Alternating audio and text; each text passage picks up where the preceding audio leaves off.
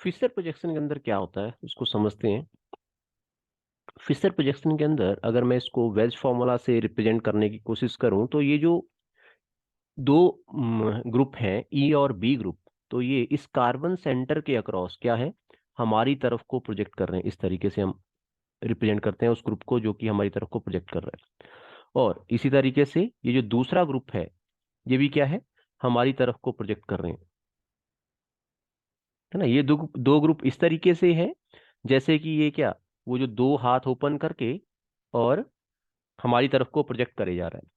और ये दो ग्रुप रह गए कौन कौन से, ए और डी ग्रुप, ये क्या है, away from us.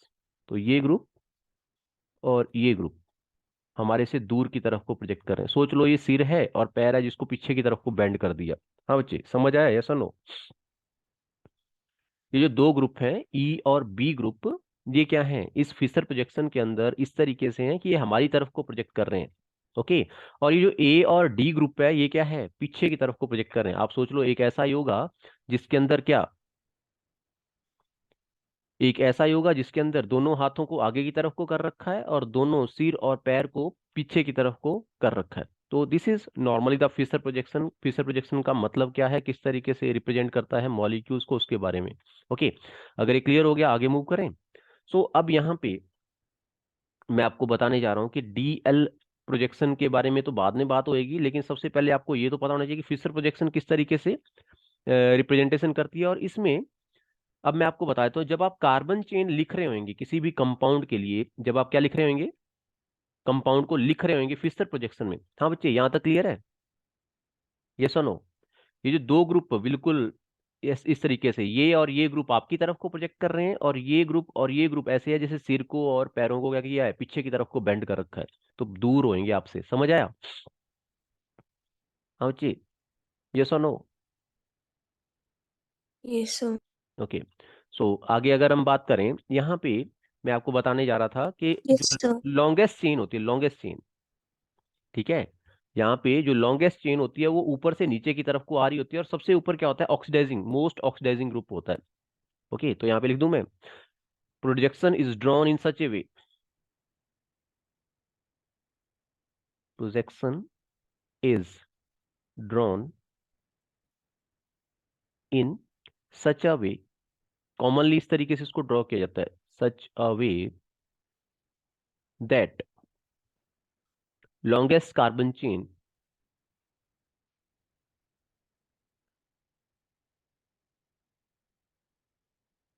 longest carbon chain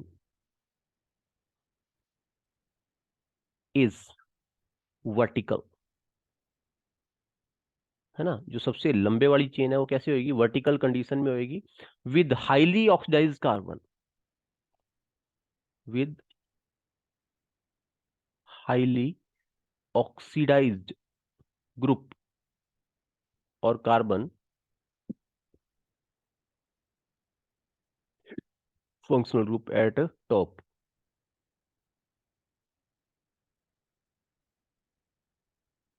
तो इस तरीके से इसको रिप्रेजेंट किया जाता है। सबसे लंबे वाली चेन वर्टिकली आनी चाहिए, ए से डी की तरफ को लॉन्गेस्ट चेन आएगी, है ना। तो अब अगर एक मॉलिक्यूल मैं आपको ड्रॉ करके दे रहा हूँ, क्या ये है मेरे पास फिशर प्रोजेक्शन, यहाँ पे क्या आएगा, सबसे ज्यादा ऑक्सीडाइज्ड फंक्शनल ग्रुप, ठीक है। और बाकी इधर ओ एच ड्रॉ कर दो, इधर हाइड्रोजन ड्रॉ कर दो, एक और कार्बन यहाँ पे ड्रॉ किया जा सकता है। इस तरीके से हम किसी मॉलिक्यूल को रिप्रेजेंट करते हैं। ओके। सबसे लंबी कार्बन चेन वर्टिकल पोजीशन में आ रही है, 3 कार्बन की चेन, बाकी ग्रुप को आप अटैच कर दो, इस तरीके से हो जाता है।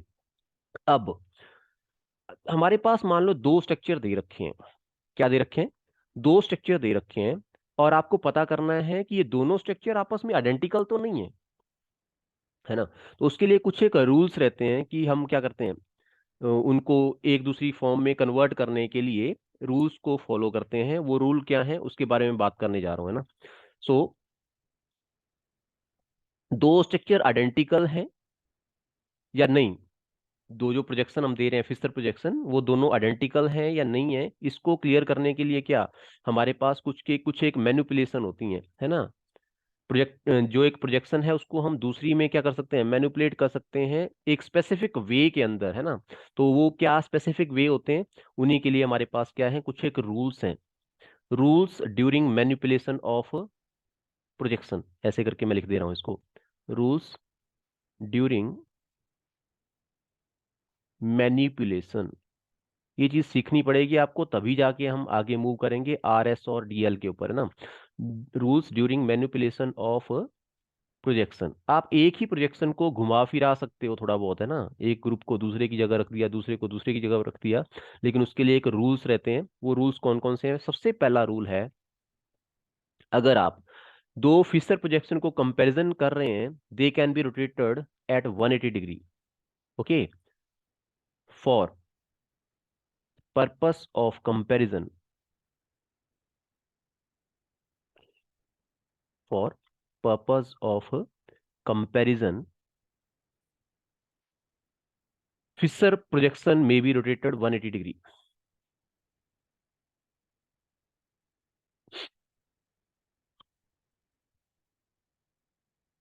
may be rotated 180 डिग्री,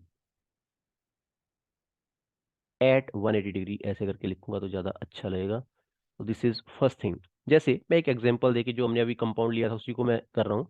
यहाँ पे था COOH, नीचे था CH2OH, इधर था H और एक साइड था OH। मैंने क्या किया, पूरे के पूरे मॉलिक्यूल को 180 डिग्री के ऊपर रोटेट कर दिया। 180 डिग्री क्या होगा, OH पहले यहाँ पे आएगा 90 डिग्री हो गया, फिर इधर आ जाएगा तो 180 डिग्री, तो वही किया। यहाँ पे आ जाएगा OH ग्रुप, इधर आ जाएगा हाइड्रोजन, इधर आ जाएगा COOH ग्रुप, और इधर आ जाएगा CH2OH group. So both these are what, identical. समझ आ गया? It is equivalent to second one, first one is equivalent to second one. समझ आ गया, यस और नो? हाँ बच्चे, क्लियर है यहाँ तक concept?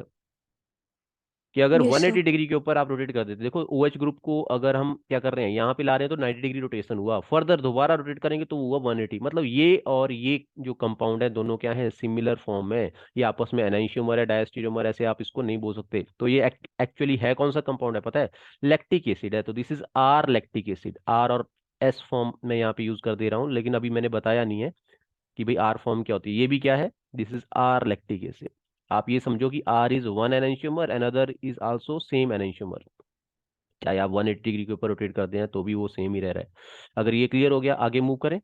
Second rule, if two groups sir are, दोनों ही आ रहे हैं। हाँ दोनों आर फॉर्म में, दोनों आर फॉर्म में। अगर 180 डिग्री के ऊपर आप रोटेट कर देते हैं ना मॉलिक्यूल को, तो उसमें कोई यस सर। वेरिएशन नहीं आएगी, यही मैं समझाना चाहता हूँ यहाँ पे। ठीक है, आगे मैं बात करने जा रहा हूँ इवन इंटरचेंज की। किसकी बात करने जा रहा हूँ? Even interchange. जैसे मैं यहाँ पे ही आपको इलेक्ट्रिक एसिड के ऊपर ही समझा देता हूँ, यहाँ पे लिख दे रहा हूँ पहले ही। इवन इंटरचेंज अगर आप करते हैं, अब इसका भी मतलब समझाता हूँ। इवन नंबर आपको पता होगा, 2 4 6 है ना। तो इवन इंटरचेंज अगर आप करते हैं तो it remain same, the configuration remain same, same enantiomer आपके पास रहेगा। लेकिन अगर आप ऑड इंटरचेंज करते हैं तो कॉन्फ़िगरेशन चेंज कर जाएगी। सो कॉन्फ़िगरेशन चेंजेस। कैसे चेंज कर जाएगी वो आपको पता लग गया होगा। आर फॉर्म जो है वो एस में कन्वर्ट हो जाएगी, और एस फॉर्म आर में कन्वर्ट हो जाएगी। ठीक है, यस और नो? अब समझते हैं इवन एंड इंटरचेंज और ऑड इंटरचेंज क्या होता है, करें। सो इवन का मतलब आपको पता होगा, 2 4 6 इस तरीके से, ना। ये मेरे पास ग्रुप था कौन सा, सेम वही, मैं लैक्टिक एसिड की बात करने जा रहा हूँ। COOH, CH3, HOH। ऊपर मैंने लैक्टिक एसिड में कहीं CH2OH तो नहीं लिखा हुआ है? यस, गलत कर दिया, यहाँ पे CH3 कर लेना बच्चे।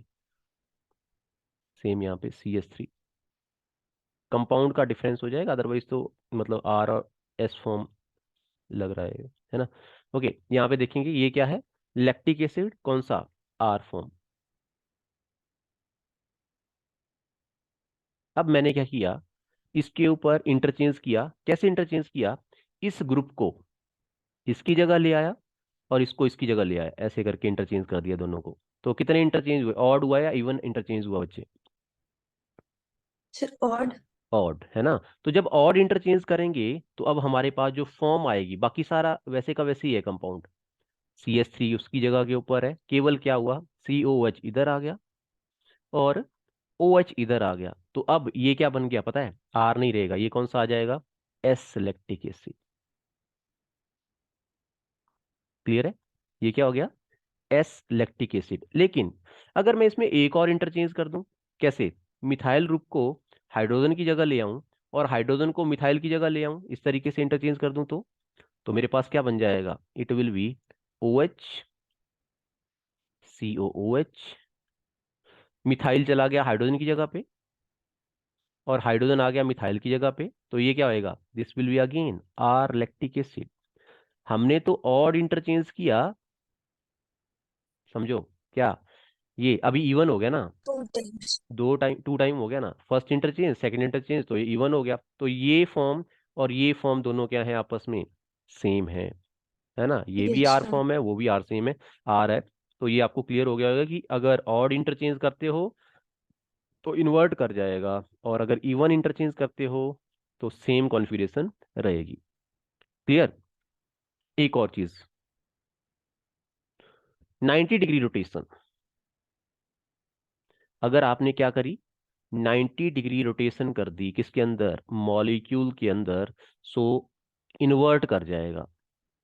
वो आपको पता चल गया, इन्वर्ट होने का मतलब क्या, आर फॉर्म एस में कन्वर्ट हो जाएगी और एस फॉर्म क्या हो जाएगी, आर फॉर्म में कन्वर्ट हो जाएगी, है ना। तो अगर आप देखना चाहते हैं इसको, ये मैं ग्लिसरॉल्डिहाइड ड्रॉ कर रहा हूँ, दिस इज CHO CH2OH, तो इधर इसमें आएगा OH और इधर आएगा H, तो this is R glyceraldehyde, this R glyceraldehyde. जब आप इस ग्लिसरॉल्डिहाइड को कितने डिग्री के ऊपर रोटेट कर देंगे, 90 डिग्री रोटेशन देंगे। 90 डिग्री रोटेशन का मतलब समझ रहे हो, इसको पूरे के पूरे को रोटेट करना है। अब ये इसकी जगह ले लेगा, यस ये सर। इसकी जगह ले लेगा, ये इसकी जगह ले लेगा और ये इसकी जगह ले लेगा। तो इस तरीके से जब आप करेंगे तो यहाँ पे कौन आ गया होएगा, हाइड्रोजन, यहाँ पे कौन आ गया होएगा, CHO, यहाँ पे कौन आ गया होएगा, OH, और यहाँ पे कौन आ गया होएगा, CH2OH आ गया होएगा। ओके। सो जब इस तरीके से आपने 90 डिग्री रोटेशन किया तो ये क्या कर गया, इन्वर्ट कर गया। पहले थी कौन सी फॉर्म, आर फॉर्म, अभी कौन सी आ जाएगी, एस फॉर्म, एस ग्लिसरॉल्डिहाइड। लेकिन यहीं अगर आप कितना कर देंगे, 180 डिग्री रोटेशन कर देंगे तो दोबारा से सेम फॉर्म आ जाएगी। ये चीज समझ रहे हो, हाँ बच्चे, यस सर। ये चीज समझ रहे हो ना, कि भाई अगर दोबारा से आप 90 डिग्री रोटेशन दे दोगे तो दोबारा क्या आ जाएगी, आर फॉर्म आ जाएगी। मतलब अगर 180 डिग्री रोटेशन कर रहे हो तो सेम फॉर्म, और अगर 90 डिग्री कर रहे हो तो इन्वर्टेड फॉर्म।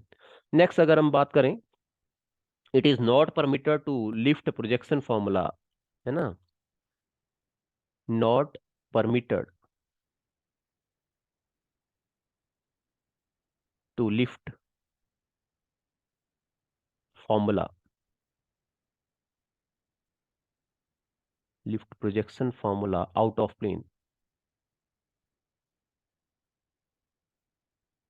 आप बाहर नहीं निकाल सकते इसको,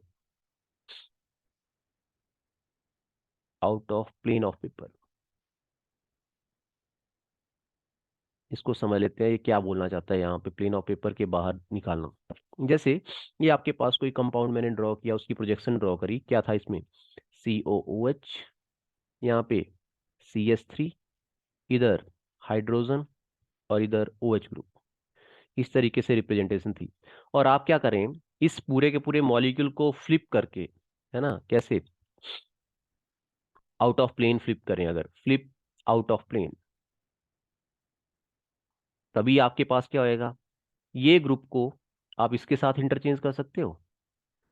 पेपर से बाहर निकाल दिया आपने और उसके बाद मॉलिक्यूल को घुमा दिया, तभी ये ऐसे पॉसिबल है, यस और नो। OH ग्रुप हाइड्रोजन की जगह ले लेगा, हाइड्रोजन OH की जगह ले लेगा। सो इस केस में ऐसी पॉसिबिलिटी नहीं है, लेकिन फिर भी अगर आप ऐसा कर देते हैं तो उससे भी क्या हो जाएगी, कॉन्फ़िगरेशन चेंज कर जाएगी, इन्वर्ट कर जाएगी। समझ आया, यस और नो। Yes sir.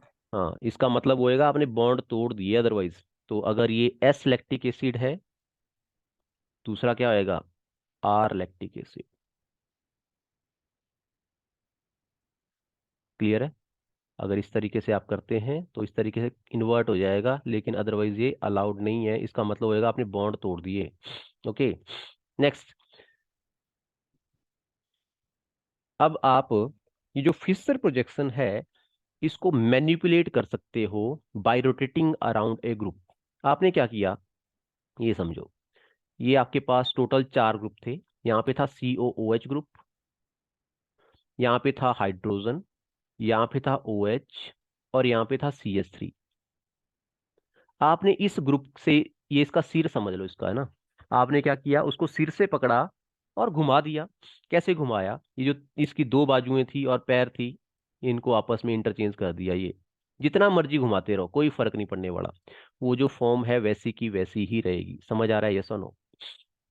आप किसी एक ग्रुप को होल्ड करके बाकी को क्या कर दो, चाहे 90 डिग्री पे इंटरचेंज करो, चाहे 180 पे करो, चाहे 360 पे करो, जितने मर्जी एंगल के ऊपर इंटरचेंज करते रहो, जो आपकी कॉन्फ़िगरेशन है सेम रहेगी। मैंने क्या किया, यहाँ पे हाइड्रोजन ले आया, यहाँ पे OH ले आया, और यहाँ पे CH3 ले आया। दोबारा रोटेट कर लो एक बार, चाहे दोबारा वही फॉर्म रहेगी। समझ आ गया, यस और no? They are equal and to each other. हाँ बच्चे, क्लियर हो रही हैं चीजें? Yes sir. तो ये थे हमारे 5 रूल्स जो कि हम मैनिपुलेट करते वक्त यूटिलाइज कर सकते हैं, है ना। अब हमारे पास रहेगा DL form and RS configuration. DL configuration and RS configuration बिल्कुल इजी हो जाएगा, लेकिन इसको एक बार आपने क्या करना है, रिवाइज कर लेना है उसको करने से पहले। समझ आ गया, यस और नो? Yes sir. हाँ, इसको अच्छे से रिवाइज कर लो। वीडियो मैं अपलोड कर दूंगा इवनिंग तक के 6 बजे तक आपको मिल जाएगी मेरे ख्याल में ना। तो इसको एक बार दोबारा से आप देख सकते हैं, वहाँ पे देख के और पता लगाओ कि किस तरीके से हम क्या मॉलिक्यूल को मैनिपुलेट कर सकते हैं। अगर ये चीज़ आपको आ गई, आगे हम सीक्वेंस रूल सीख रहे होंगे। DL कॉन्फ़िगरेशन तो बहुत ईजी है, लेकिन सीक्वेंस रूल से RS कॉन्फ़िगरेशन कैसे आप विद इन सेकेंड देना चालू कर दोगे फिशर प्रोजेक्शन के अंदर, वो आप देखेंगे, है ना। तो अभी मैं इतना ही कर रहा हूँ, मीटिंग को एंड कर रहा हूँ। Thank you, have a nice time.